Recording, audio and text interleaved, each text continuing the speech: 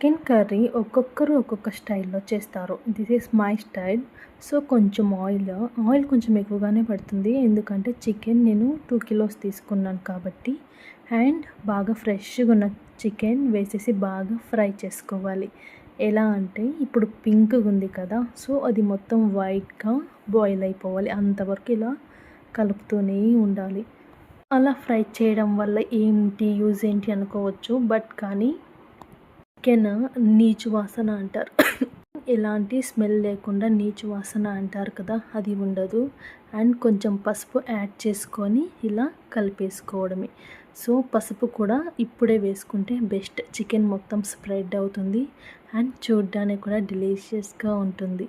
తర్వాత ఇలా బాగా కలుపుకున్న తర్వాత చికెన్లోనే వాటర్ అయితే కొంచెం వచ్చేస్తుంది కదా. తర్వాత అల్లము, కొంచెం కొబ్బరి, లవంగం, చెక్క అండ్ చికెన్ మసాలా పౌడర్ కొంచెం యాడ్ చేసుకొని ఇలా పేస్ట్ లాగా చేసుకొని కలిపేసుకోవాలి. సో ఇలా ఒక 5 మినిట్స్ అయినా ఇలా కలుపుతూనే ఉండాలి.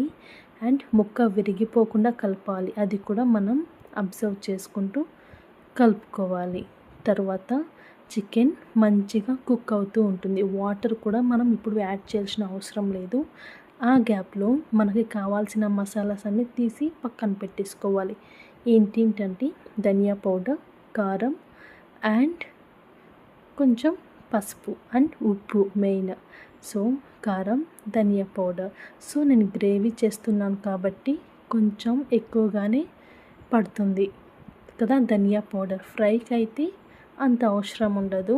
అండ్ కర్రీ కాబట్టి కర్రీ కొంచెం చిక్కగా చాలా బాగుండాలి అనుకుంటే సో మనం కంపల్సరీగా ధనియా పౌడర్ అయితే యాడ్ చేసుకోవాలి. సో ఇలా బాగా ఫ్రై అయిన తర్వాత బెస్ట్ అంటే మంచి అరోమా స్మెల్ అయితే వస్తుంది. అప్పుడు మనం తగినన్ని వాటర్ వేసుకొని కుక్ చేసేసి లాస్ట్లో కొంచెం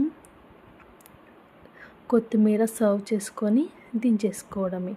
సో నేను సాల్ట్ ముందుగా యాడ్ చేయలేదు, ఇప్పుడు యాడ్ చేస్తున్నా. సో స్టార్టింగ్లో కూడా యాడ్ చేయొచ్చు, ప్రాబ్లం ఏం లేదు. సో ఇలా మంచిగా కర్రీ చేసుకొని రాగి సంగటిలోకి అయితే చాలా బాగుంటుంది. ఈ రెసిపీ ఓన్లీ ఫర్ రాగి సంగటి. సో ఇలాంటి వీడియోస్ మిస్ కాకుండా చూడాలి అనుకుంటే మన ఛానల్ని ఒక్కసారి సబ్స్క్రైబ్ చేసుకోండి. వీడియోని లైక్ చేసుకోవడం మర్చిపోకండి.